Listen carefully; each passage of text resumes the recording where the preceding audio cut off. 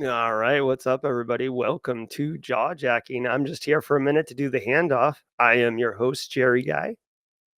And we're coming hot off the heels from that nerd, Dr. Gerald Ozier's show, Daily Cyber Threat Brief. Really, as I push my glasses up. Guys, AMA, it's all about good times. We're bringing on our man, Eric Taylor from Barricade Cyber. Hey, Eric Taylor, good to see you. We've got our good friend, Casually Joseph from Barricade Cyber. Good to see you, Casually Joseph. Who else we got in here? Oh, yes, sir. Kimberly can fix it in the house. Good to see you, Kimberly. And we've got some other guests who will be joining us as the show goes on. All about good times. Eric, I will give you the MC duty. What can people expect from the AMA? No idea. We're just going to answer questions and see what everybody wants to talk about. All right, that sounds good. Guys, have fun. I leave you in the capable hands of this team. Until next time, stay secure. Where am I? Okay, yeah, push me off. Or go.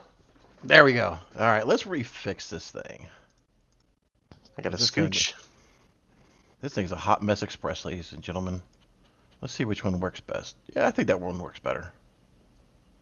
What's going on? We got the Barricade Cyber crew in the house. It's like we sponsored or something. Hey. Something.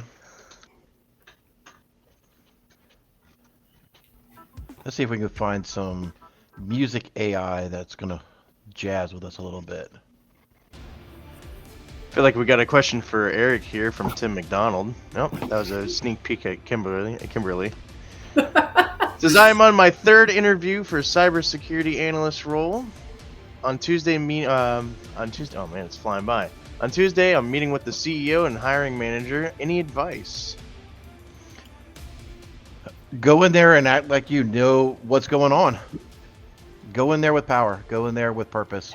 You know, we've talked about this many times that, yes, your certifications and your degrees will get you so far, but when you go in there, and not in an overly cocky way, right? So don't go in there acting like your crap doesn't stink, but just go in there and show that you have that confidence, you have that drive, and that you're there to succeed.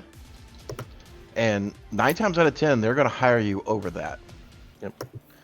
And I think another thing to keep in mind is definitely don't pretend you know things that you don't know. That sets people off. That's clutch. Me. Yeah. Yeah. Did you say that's clutch?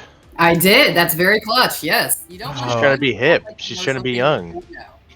I'm freaking an old. Because as soon as you said that's clutch, I'm thinking about I needed to go out and go downhill to pop the clutch in my car. No.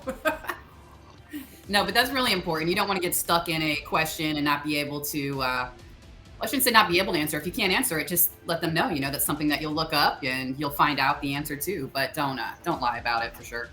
Emphasize that you know how to definitely find the answer. Yes. And don't be like, oh, let me go Google that. No, yeah, no. Yeah. Just simply say, look, I don't know, but I'm happy to look into that and get back with you if you're looking for that answer. Yep. Or tell them something you do know that is contextually relevant. Oh, hey, Jerry's back. Hey, I forgot one thing that I wanted to share. I said I would do this. So really quickly, everybody, if you're interested, John Hoyt, the CISO at Clemson, has a podcast called Cybersecurity Mentors Podcast, and I was interviewed a couple weeks ago, and it published this morning. I'll drop a link in chat. But it's basically like my complete origin story and why I'm actually doing Simply Cyber and why cybersecurity means so much to me. So if you're interested, I'll drop a link in chat. Go check it out. Thanks. Love it. Oh, here we are. Wesley Widner, what would your recommendation for a desiring SOC analyst set to graduate in the summer of 2025 be for hands-on training? Hack the Box CDSA, Try Hack Me has 2 SOC modules. You're going to want to familiarize yourself with networking heavy. There's a lot of networking involved in a SOC analyst role. Learn a ticketing software if you can. I don't know how easy that one's going to be without actually working for someone that's using ticketing software, but familiarize yourself with one. General threat hunting skills and practices. Let's Defend has some good content.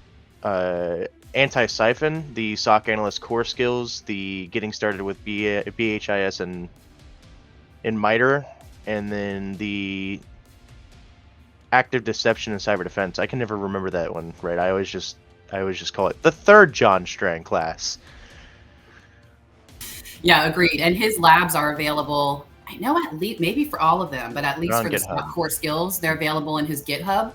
Yeah. So I've been throwing that out there for those asking about some SOC practice and that type of thing too. So it's definitely available for you there, even if you can't take the course.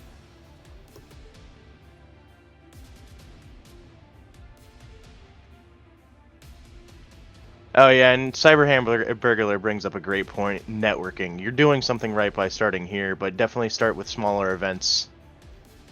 And get to know people. There's a lot of people applying for jobs, and sometimes knowing someone will Agreed. Yeah, speed up the process. for sure. And I see Jess Bishop. Hey, Jess. Jess Bishop, who works SOC as well. So she's been doing that for quite some time now. She's also suggested Greylog, which someone who Greylog. I love and adore, which is Stefan Waldvogel, works for Greylog and has been with them for a few years now already. And definitely he has written about that too. So really a great system, seem to be able to use and get some practice on, hands-on there. Thanks, Yeah, I Jess. definitely prefer Greylog over Elk any day of the week. And twice on Sunday. Too bad though, right? Because CrowdStrike's pivoting over to Elk. Don't get me started. I hold on. I wonder how screwball tastes in my coffee. Probably not bad. I don't. Let's not start the Friday off that way. It is Friday, right? It is Friday, not It's Thursday. Friday. I know we're supposed to have a special guest, hopefully here at the top of the hour. I don't want to tip the hat there. Yes. Hopefully that will be coming up. I've heard quite a bit about them, so very exciting. I know a lot of people in the audience have as well, so we'll see. Yep. We have a question from The Pain. I'm interviewing for a CISO position at a healthcare company. I've never worked in cybersecurity before, but they seemed really eager to hire me. That's going to be Wow. a tough one, going straight from no cyber to CISO. That's a You big must- leap. Yeah, I was going to say they must have some kind of experience in the background there for them to Absolutely. leadership, that type of thing. Yeah. Mm-hmm. Or tinfoil hat, probably way too freaking much, is they think they have an incident and they're looking for a scapegoat. Ooh, yeah, be careful. Another perspective. If it seems legit, I would definitely just try and emphasize on what experience you do have. I'm not much of a CISO type, so I don't really have much CISO advice, other than you have to think more. It's more of a business stakes role. You're not too much thinking about cyber as you're thinking about business stakes. You want to be able to get return on investment and make sure every action that you take is going to pay off for the business. And unfortunately, that means not always being able to implement the things you want, like the $200,000 firewall with all the blinky lights. Blinky, blinky, blinky, blinky. I do wonder, even more tinfoil hat, and I've seen this, unfortunately, where a company will hire a CISO right after an incident just to put a warm body in the chair as an intermediary until they find a replacement, and you don't know it going in, but your time is already done. They've already set a calendar expiration date on you of 30, 60, 90 days. They just want to say, we replaced this guy with another person, and he's just interim until we find somebody else. Right, just So, checking the box. yeah, I mean, I hate to be that guy, but the pain of you not having any cyber experience and going to go into CISO, that sends off a lot of red flags for me. I wish you the best of luck. Don't get me wrong, but it's almost like asking me, who hasn't touched a vehicle in probably 10 years, to go out there and rebuild a freaking engine. Yeah. I mean, I think one that I've heard of too is a BISO, which might be a little bit, I'm not again sure of your background, but that is one that I've heard of multiple people that have taken that role and stepped into that and not had a lot of cyber experience necessarily, but they have the ability with those business skills, be able to translate, and they work with the CEO basically to help them communicate and handle some more of those business operations sides. So not quite the full responsibility of a CISO, but we'll still kind of get you familiar with that, and probably would be some great experience to look into that too. So yeah, just throwing that one out there. Oh, I think the Pain is making a joke about the United Health. Oh, was he? He was joking. I think we're taking it all serious. And Oh, look it! You got to put a joke after that. dude, because I was seriously about just to light it yeah, on fire. I was like, oh man, it's Friday. nice We're pouring about it, one right? out for the Pain. He's gonna have a tough time tomorrow. Yeah. You don't like sleep or rest or peace or anything, do you? That's hilarious. Okay, so what's our next question? Are we on with Chuck? It looks like the next question is from Is in Cyber. Good morning. Looking to get started in cyber, and I have a special interest in cloud security. Would I look scattered if I have some experience with SIMs on my resume, or should everything be purely cloud-based? You're gonna want a healthy mix of cyber and cloud. So SIMs are a great tool to know. Just learn your typical security stacks, like a SIM, some sort of network analyzer. Gotcha. Some sort of network analyzer like Wireshark, Nmap, your typical security tools, and definitely learn the cloud, obviously. Kerry says he wants to see me rebuild that engine. Nobody ain't got time for that. We ain't got time for that. Nobody got time for that. I'd rather just shoot it and set it on fire and walk away.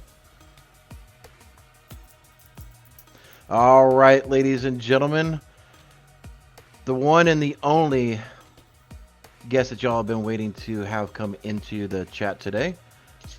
I would like to introduce you to, I guess I would say Mr. or I would just say the Mad Hat. Good day, Mr. Mad Hat, or the Mad Hat. Sorry. There we go. Hi, everyone. Hey, How you doing today? nice setup, man. Look at that. Thank you. Got us all looking like amateurs over here. So for those of you who don't know Mad Hat, you are an information security analyst, right? You just pivoted into a more senior role, if I remember correctly.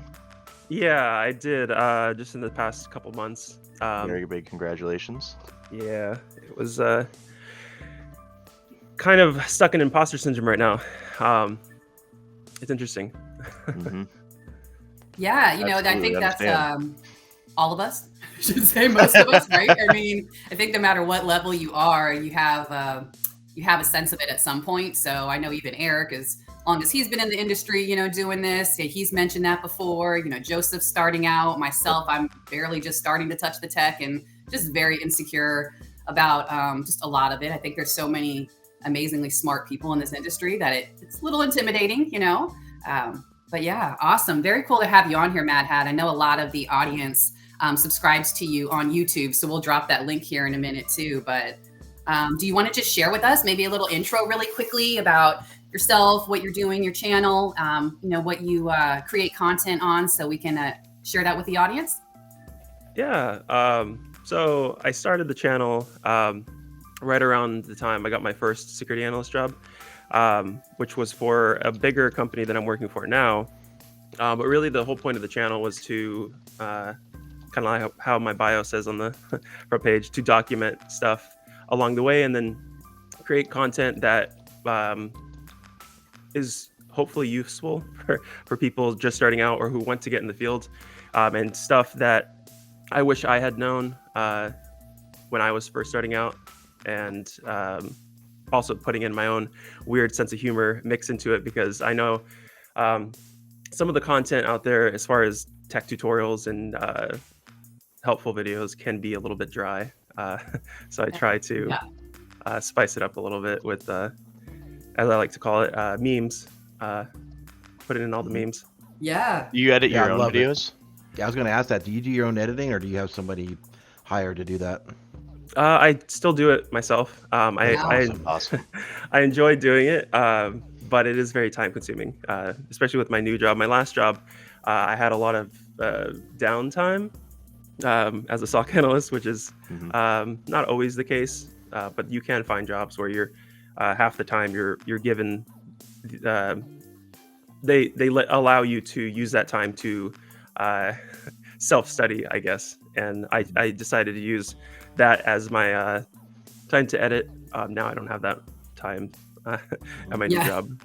But yeah, Right? definitely time-consuming editing. I want to find an editor at some point, but I feel like the way I'm doing it, oftentimes the things that I put in are afterthoughts, where I guess the memes and the edits and what I find is funny in the video doesn't actually come up during when I'm recording initially. So Sure. it might be hard to Absolutely. find an editor that does it the same way, but yeah. Yeah, Very cool. and I was watching the everything you need to know to actually get a junior cyber security analyst video yesterday, and I was cackling like a hyena when you used CrowdStrike to defeat the Yeah. Peter worm for the Pokemon meme you made. That was great. That was I think I decided to do that during I know it might not be a surprise to everybody, but you usually write a script when you make videos, so there's at least some plan going on. Mhm. Not to break the magic, it's not all improv, but yeah, I was very enjoyable making that. Awesome. Well, we're gonna kind of We've got a lot of love in here for your editing in the comments too. Dude, you're legendary at editing. Who does your editing? It's sick. So yeah, a lot of love for it. So I actually just found out about you when Gerald told us. Yeah, me too. And I try to stay up on everything, but there's so much, in cyber. But I know Adrian Harris, our resident space tacos here, and a lot of people subscribe to you already. So yeah, very cool. I think we have some questions for you too here. If you all have some more questions, feel free to drop them in chat, and we can ask them to Matt Hat. Do you think we're on? Let's see, Joseph. I think this question here, hopefully I didn't miss one, but here's from Macero1. What do you think would be the biggest piece of information you wish you knew starting out? I know you have a whole channel for this, but Yeah, it's funny because you still get comments on like a new video I post. It'll be the same comment that was asked in my oldest video. But as far as the one thing, biggest piece, I'd say the bar to entry was my biggest piece of information I wish I knew, which is kind of like the point of the channel, is that I didn't actually research much outside of my bachelor's program. So when I first graduated, I had this rose-colored glasses on where, I'll get a job, no problem. They taught me all this stuff, but it was one of those things that I very quickly learned. Having a proper resume in place and doing home projects, doing home labs, doing everything that everybody else is doing that I didn't know everybody else was doing. You have to do that to even stand a chance. And I was just, I have 6 months of help desk and I got a bachelor's. That should be enough, right? But no, it was not enough. It ended up being enough after I did a year of help desk, additional help desk, so a year and a half total.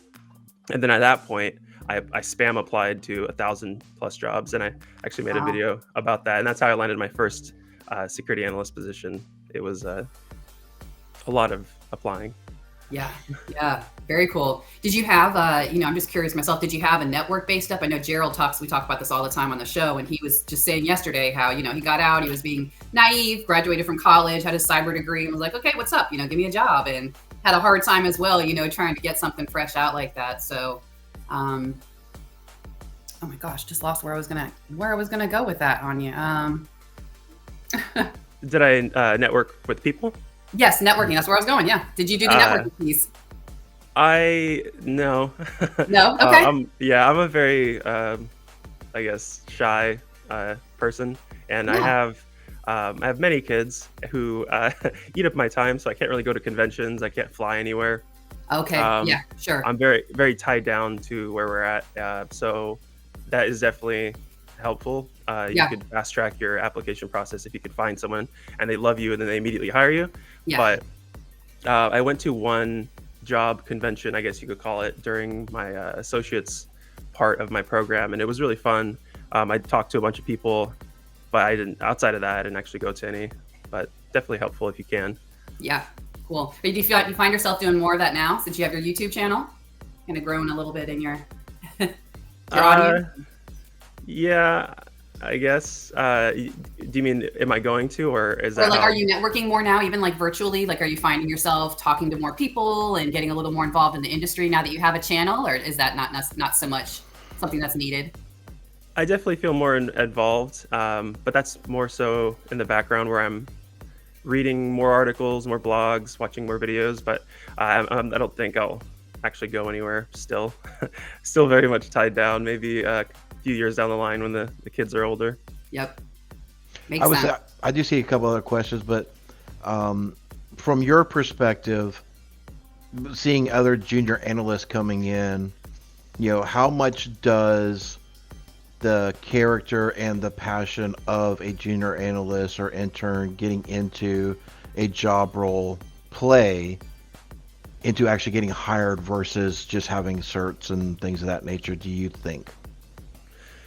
Enthusiasm is, I would say, about 25%, Really? maybe more, especially now because we're not in a, from what I can tell anyways, from all the research and all the people I see coming in, it's very, it's not a job seekers market. The popularity is growing so quickly that there's a higher, not higher demand, higher supply of junior applicants. So if you're getting all these applicants applying to these positions and you decide on 10, you are going to notice the ones that are more enthusiastic about the field and more enthusiastic about what they explain when they answer interview questions. Mm-hmm. If they're very robotic and they're like, oh, I know this, I know this, I know this, and then they cut off, it's going to be contrasted with the more enthusiastic people answering the questions. And that was one of the things actually that landing my current position, there were hundreds of applicants apparently. I was just told this a couple weeks ago from another analyst there, that my enthusiasm showed when I was answering the questions, and it was pointed out to me during the final step where they're like, okay, we're going to offer you this. Your enthusiasm was noted. So I think it's a big part when you're going into these interviews that you need to show enthusiasm in how you answer the questions and what you want to learn and what you continue learning on your own outside of the job itself that you could potentially get. Awesome. Question from Space Tacos. What do you live the most about, or I guess what do you love about your current job? And if this is not your dream job, what would your dream job be? Love about my current job, definitely not the amount of work that I have to do, but it's very much it's not everything is put together at my new position, whereas my last position, they had all their security tools, all their EDR, everything was set up perfectly. And I was just sitting there waiting for alerts to come in and waiting for, I had regular meetings to create new detection rules in our SIM. That was kind of a more of a love for that job. But my current job, I love the new exposure that I'm getting on a different security stack entirely. We didn't have really any of the tools that I'm using now, and that's one of those things that at my last job I didn't like at the end of it, where I felt I'm not learning anything anymore. I'm just going through the motions. I'm just making out these detection rules. I know how to do all the alerts that are coming in. Most of them are all false positives because, like I said, they had all of their ducks in a row. So if something did happen, then, for example, we did have CrowdStrike. Yes. Falcon, that would stop it more or less. We had a couple serious ones in Overwatch. I think it's called Overwatch, Falcon Overwatch. Yep. Yeah, it stopped it, and we just had to go in and be like, oh, yep, that was not a false positive. It caught it. We're good. We just kind of had to check it, kind of make sure nothing else was touched. But yeah, it was learning on the job is huge for me. And that might not be the case for everybody, but that's what I love about my current job is that I'm learning and I'm forced to learn because it's now a senior position. So like I said, imposter syndrome, I'm very quickly trying to make it seem like I know what I'm doing. But it's tough sometimes because they'll ask me a question. I'll be like, I know this, but I don't know this, but I can look into that. And then that's where question usually ends if I Yeah. don't know what it is. See, ladies and gentlemen, we talked about this even earlier. Mad Hat just literally just said it. You know, I exactly know what I said. this, but I don't know this, but I will go and research it. Don't BS your way through an answer. So you're solving a little bit of my imposter syndrome by reinforcing it. Exactly. Exactly. Look, I've been in this business for a long time, and even I have imposter syndrome. Yeah. It's tough. Yep. Very So common. we do see a couple questions in here, and I will just go out on a limb and say, Mad Hat probably does not wear his mask to bed or to interviews, and it is for privacy. So let's just leave the mask questions alone. We'll scroll on. Matthew Hibbert wants to know, in your opinion, what is the best way to document continuing projects that you work on to present to employers? Ooh, that is a good one. Yeah. I know GitHub repos are big. LinkedIn's are big for showing off your knowledge. A lot of people do Medium pages. Not Yeah, too LinkedIn sure. even has a new project section. The only thing I recommend, though, if you are storing stuff on LinkedIn, is to have a backup for that. Like, if you're spending the time to put in those projects and put all that information in there, I would dupe it somewhere else, even if it's not online, just in case. You never know. To I be know honest with you, you're looking at. I wonder about this question. You know, are you reporting this internally to your existing employers, or are you using this as part of your resume for new employers? for future. Yeah. So, I mean, if you're doing this as an internal to your existing employer, I don't know if GitHub is the real best answer for that, because you misconfigure and the entire world can see that GitHub repo. So, What do you think, Mad Hat? Yeah, you want to be cautious of if it's an internal. If you're posting anything that could be sensitive, not to do it in a public space. But I always recommended GitHub as an easy source for documenting. As a follow-up step to that, I would advise maybe making a website and then just documenting it there. That'd be a lot cooler. It's not that much harder to do that. GitHub has its own, I think, way of doing that, where you can create a page. It's somewhat like a Right. a website, but Yeah. I've seen people do that before too. It's really cool. Yeah. yeah, just formalizing it, making it cleaner, more Yeah. more than more just visually. clicking into this these set of folders to get to my project. Yeah. Exactly. I'm putting in seeing a in little chat effort. too. A lot of people are saying too, GitHub is a place that they like to use. Jesse Johnson mentioned even YouTube, which is another great place to share with others and have them be able to see you as well if you're looking for some visibility that way. Very cool. Joseph, we have another question you want to pull up? Yeah, we have one from Nathan Bolin. What tips do you have for somebody that has been in a cyber analyst roles for 3 years and trying to move, as my current company does not have promotion opportunities? This sounds right up your alley, Mad Hat. Definitely when you're in a 3-year position, you'd want to consider some senior certs. You could also just spam apply, making sure your resume is fully polished. But yeah, if you're not getting any promotion opportunities at your current position, I very much know that pain.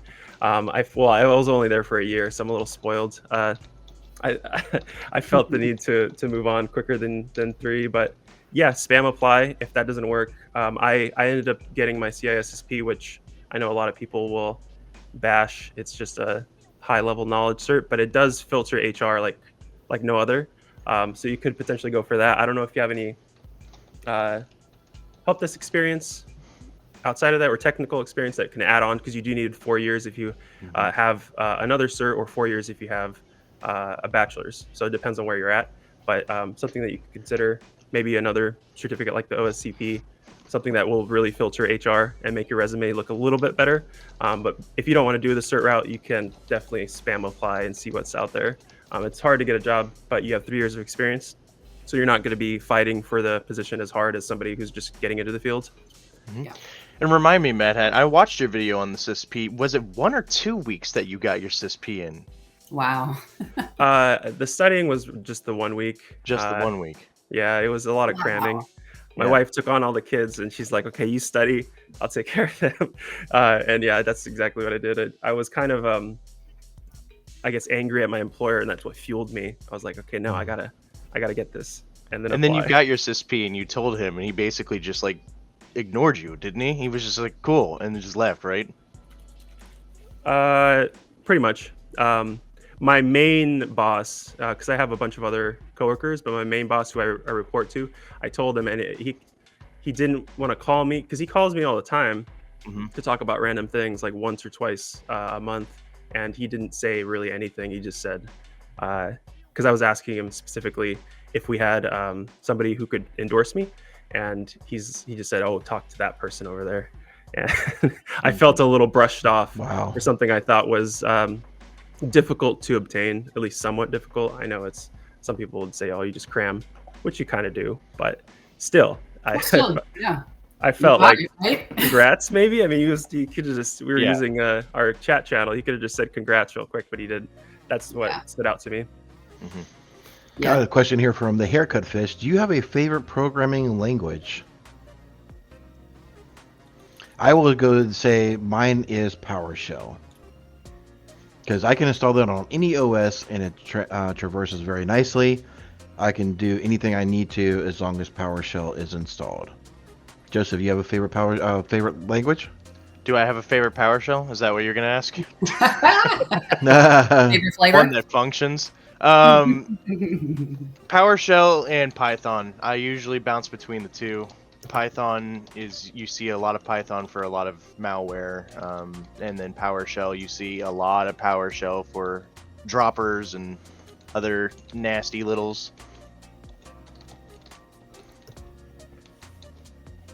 But Python and PowerShell are definitely my big two. I tend to use PowerShell more than I use Python, but I do like Python. Sorry, just one moment. What about you, Kim? Mad Hat?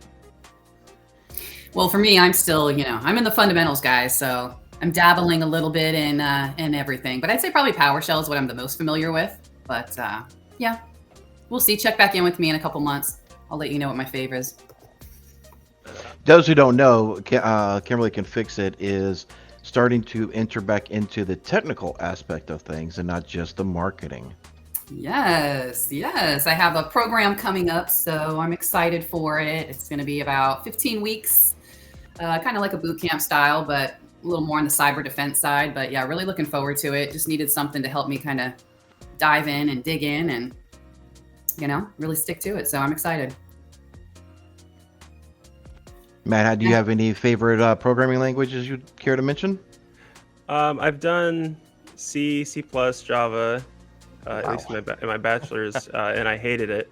I like Bash scripting, but that's not really all that useful. And then PowerShell, of course, is very useful, especially currently. We use a lot of tools that utilize PowerShell, so big fan of that.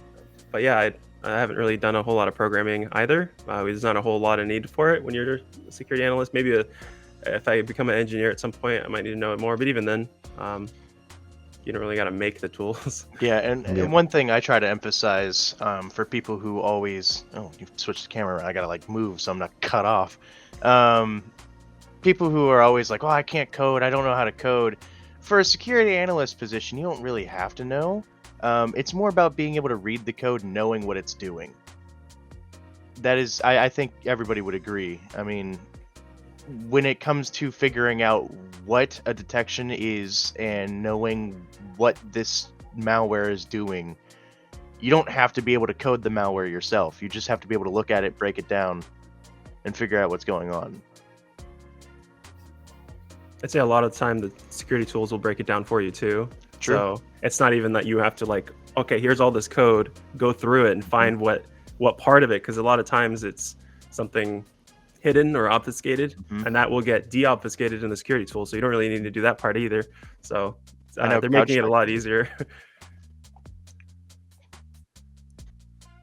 So follow-up question from Jenna Powers to you, Mad Hat. How long must you be in the cyber field before attempting to gain the CISSP cert? Did you say approximately 4 years? Yes. But that's correct, right? It's been a while. Pretty sure that's correct. Yeah, 4 years if you have a bachelor's or any other certificate. So you could get the Security Plus, and that would knock off a year, which is also very easy, and it could prepare you to do the CISSP. But yeah, 4 years, and I feel like they're very lax on what you qualify as 2 of the 8 domains for that 4 years. So don't feel like you have to have a security job to qualify. Anything that you could stretch to be a computer-related tech job, they might buy it and apply push you through anyways. But yeah, 4 years. Yep. The mod chat over here is just kind of going crazy because when my head's turned a little bit and yours is as well, Mad Hat, they're just wondering if I put a beanie on, if we would resemble each other. Freaking crazy people. I told them not to start that garbage, but here I just spoke about it publicly. Justin asks, when cramming for a cert, what is your favorite learning methodology? I learned in SANS. Oh, what is that? I think it was called like Super Tabs, I believe.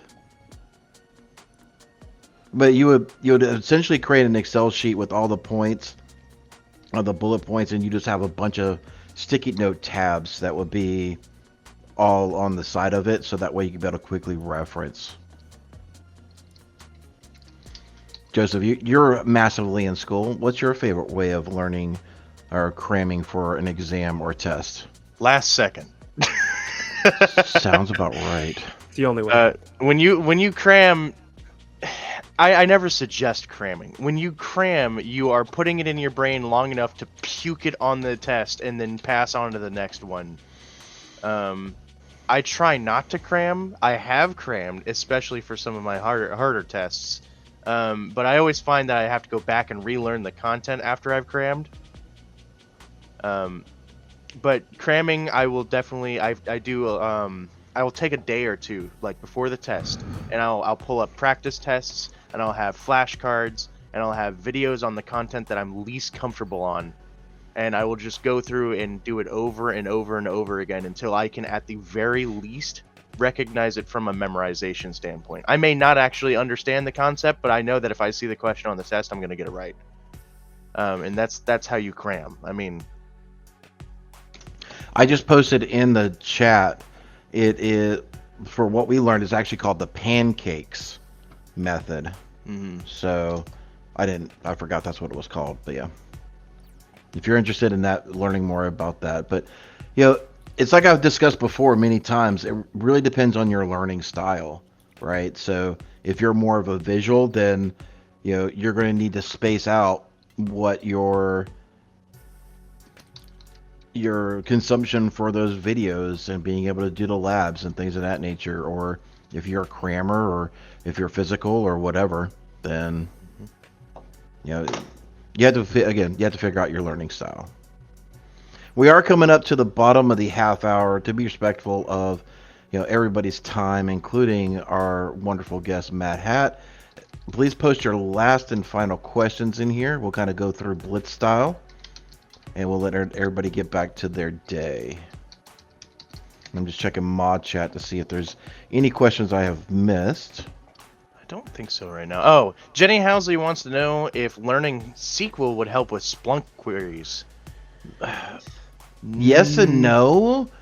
So the programming language SQL will not transfer over to It's not one-to-one. Splunk, but being able to learn how to do the join commands and doing filtering and things like that will help you with Splunk. So that mindset, that mentality will help you with that effort in understanding, parsing your results. But it's not like a one-to-one relationship or ratio. I need more coffee and vodka. Agreed. Phil said conceptually. Yes, that's the word I was looking for. Conceptually. Thank you, Phil. Oh, look at Austin trying to start something here with certs or degrees. Ooh, certs or degrees. Both. Get them all. Both or neither. However you want to do it. I'm on Team Certs.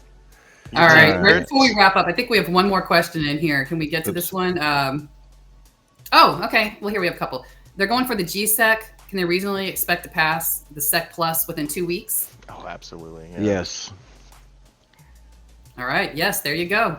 Even All if right, you're one cramming last for that thing with one of the crash courses, yeah.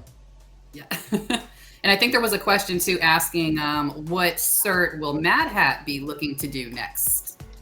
Oh, Ooh, the OSCP. OSPP. Yeah, it's a lot harder. It's hands-on. I just gotta get myself to do it. You can do it. Yep. You got it. Yeah, Savannah Lazara, someone that I know who's she's actually transferred over to Amazon now, I think, or AWS. But yeah, she got hers. I want to say maybe about a year or so ago, and it was excellent. A nice journey she went on to get that. And I think actually now too, our friend Stacy Loki, didn't she just get? Was it the OSCP? I think. Did she go down the path? I forget. Yeah, she was going for some of that. So very cool. Well, thank you so much for joining us today, Mad Hat. I think we're going to start doing this every Friday is what Jerry wants to do, having the panel talks come on. So if you're open and available, we'd love to have you come back. Yeah, I don't know if it can be every Friday.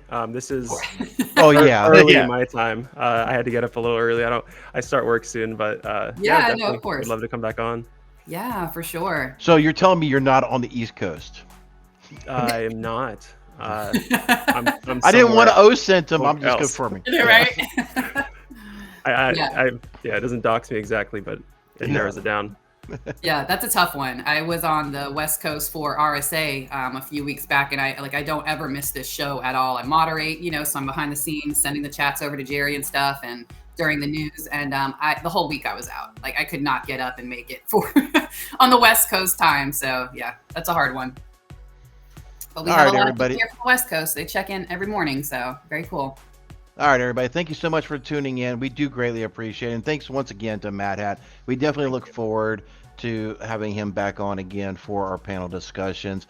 Please remember, if you are enjoying this content, please share it with somebody.